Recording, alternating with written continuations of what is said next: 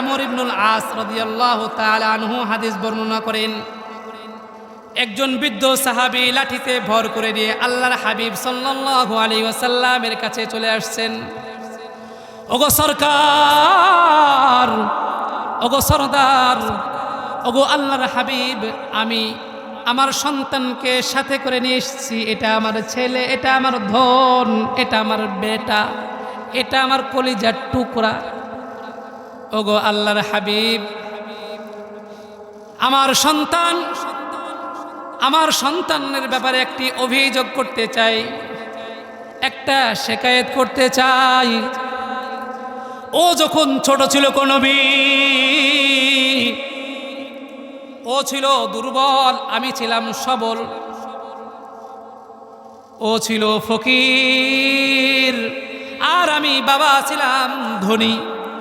ওর পকেটে টাকা নাই, আমি বাবা, আমার পকেট ভর্তি টাকা।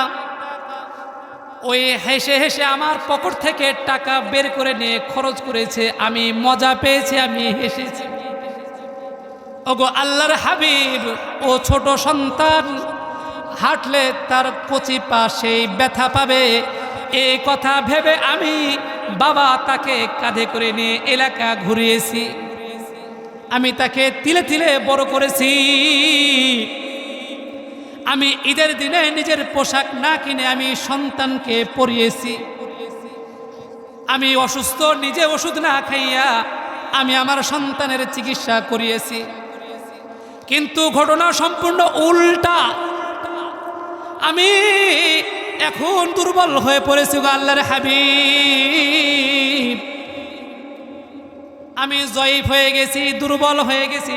ও এখন সবল, আমি ফকির, আমার পকেটে টাকা নাই।